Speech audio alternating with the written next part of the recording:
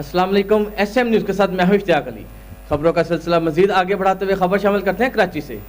SSP Malir Syed Irfan Ali बहादुर की सरबराही में SHO Ibrahim Hydari ने पुलिस पार्टी के हमरा मुख्तलिफ कार्रवाइयों के दौरान कम उम्र मोटरसाइकिल चोर 4 रुकनी गिरोह समेत 7 मुलजमान को गिरफ्तार कर लिया और उनसे मंशियात, असला और चोरी शुदा मोटरसाइकिलें बरामद कर ली।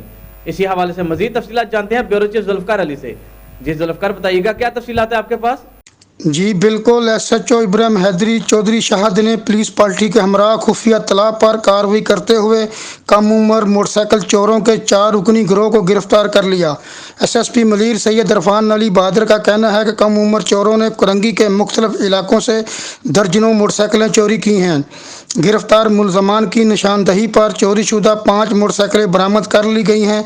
मुलजमान की उम्रें 13 से 14 साल के दरमियान हैं। गिरफ्तार मुलजमान में रिजवान, रहीम और वहाब शामिल हैं। SHO ने दूसरी कार्रवाई करते हुए मंशियात फरोश मुलजमान आबद और अहमद यार को गिरफ्तार करके इनके कब्जे से मंशियात बरामद कर ली। तीसरी कार्रवाई में स्ट्रीट क्राइम की वारदातों में मुलव्वस मुलजम वकास को गिरफ्तार कर लिया। पुलिस का कहना है कि मुलजम आदि जराइम पेशा है।